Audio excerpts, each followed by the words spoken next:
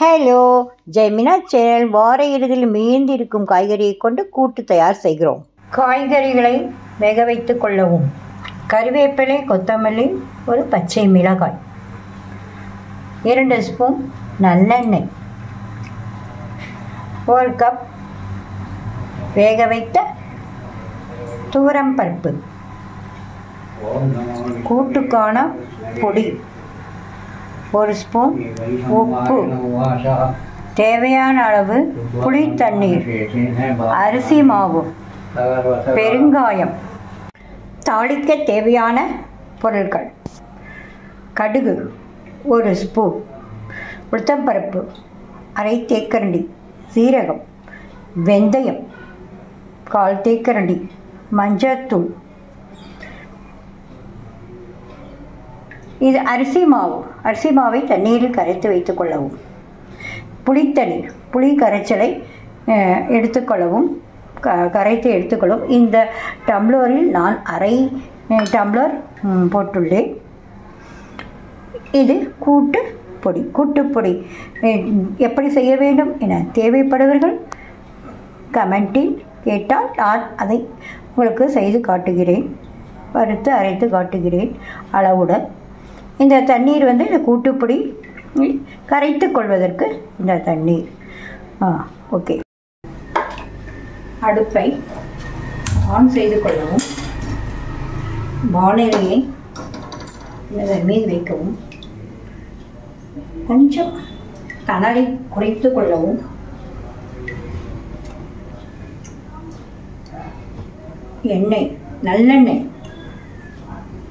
நல்லெண்ணெயை வானலில் சேர்க்கவும். தாளிக்க தேவையானவை எடுத்து வைத்துள்ளோம்ல, கடுகு, உளுத்தம்பருப்பு. நான் கடலைப்பருப்பை மறந்துவிட்டேன். அரை தேக்கரண்டி கடலைப்பருப்பை போட்டுக்கணும். வெந்தயம் ரொம்ப ரொம்ப மஸ்ட்டு. வெந்தயம்தான் நல்ல டேஸ்ட்டு கொடுக்கும். அதனால் வெந்தயத்தை மறக்காமல் போட்டுடுங்க.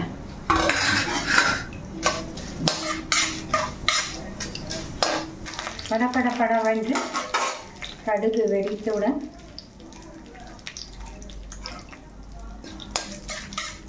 இது ரொம்ப சிவப்பாகக்கூடாது, கருப்பாகவும் ஆகக்கூடாது. இதான் சிவப்பு நிறத்தில் இருக்க வேண்டும்.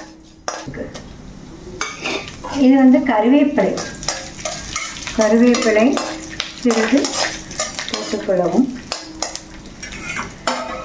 இந்த காயெல்லாம் நம்ம வேக வச்சுருக்கோம். நாங்கள் வயசானவங்க, அதனால் நான் வேக வச்சுருக்கேன். நீங்கள் அரைவேக்காடாக்கெல்லாம் பண்ணிக்கலாம். இந்த கத்திரிக்காயெல்லாம் எண்ணெயில் வதக்கிக்கணும், அது சூப்பராக இருக்கும். நான் எங்களுக்கோசரம் நான் எல்லாத்தையுமே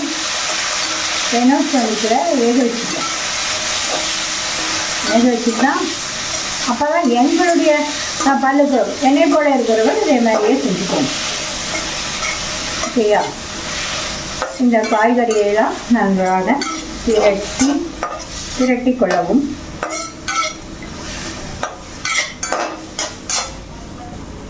கொஞ்சம் இது பண்ணலாம், ஹைட் பண்ணிக்கலாம். புளி தண்ணீரை ஊற்றிக்கொள்ளும். புளித்தண்ணியில் கொஞ்சம் நேரம் காயெல்லாம் கொஞ்சம் நீர் ஆடட்டும்.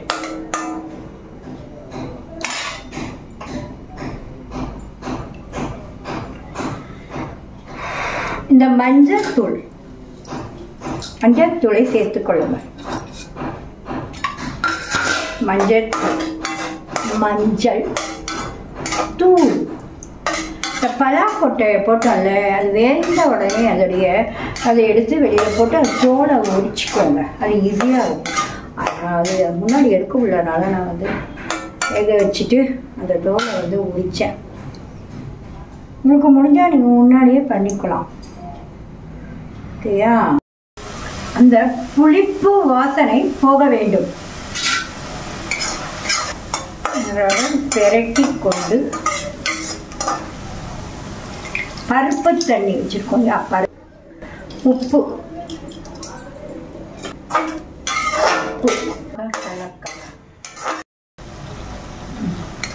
நன்றாக ஒரு 2-3 நிமிடங்கள் நன்கு கலந்துவிட்டு இது நன்றாக கொதிக்க வேண்டும். கொதிக்க விட்டுட்டு அப்புறம் என்ன செய்ய, நம்ம இந்த கூட்டுப்பொடி இருக்கு இல்லையா, இந்த பாருங்க, இந்த கூட்டுப்பொடியை நல்லா தண்ணி ஊற்றி நல்லா கரைச்சிக்கிட்டு சேர்த்து இதை ஒரு 2 minutes, 2 minutes or 1 minute என்ன பண்ணட்டும், இது வந்து 2.5 கலக்கட்டும், நல்லா அதோட சேர்ந்துக்கட்டும். ஒற்றுமையாக ஆன பிறகு எல்லாம் அனைத்தும் ஒன்றாக கலந்து ஒற்றுமையாக ஆன பிறகு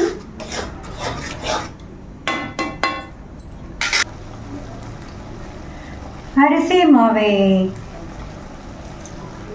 கலந்து வைத்திருக்கிறோம் இல்லையா, தண்ணீரில் கலக்கி வைத்துள்ளோம் அல்லவா, அவற்றை இந்த கூட்டில் சேர்க்கவும். அரிசி மாவு சேர்த்தாதான் ஒரு டேஸ்டே கொடுக்கும். அதே மாதிரி அந்த வெந்தயத்தை தாளித்தால்தான் மனமே கிடைக்கும், உடம்பிற்கும் மிகவும் நல்லது. அந்த கூட்டுப்பொடி செய்வதற்கு நான் கடலை பருப்பு, மிளகாய், மிளகு, ஜீரகம் இவை 4ஐயும் நான் வறுத்து அரைத்து கொண்டேன். தேங்காயும் நான் சேர்த்து அரைத்து கொண்டேன்.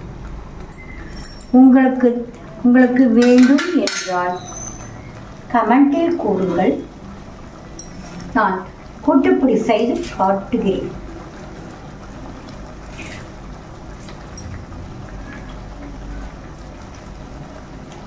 கறிவேப்பிலை,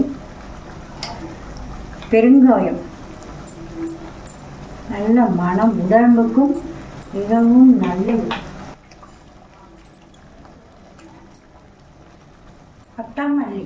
அடுப்பை அணைத்து கொள்ளலாம், அதை ஆஃப் செய்து கொள்ளலாம். கொஞ்சம் போல நல்லெண்ணெயை மேலே விடுகிறேன்.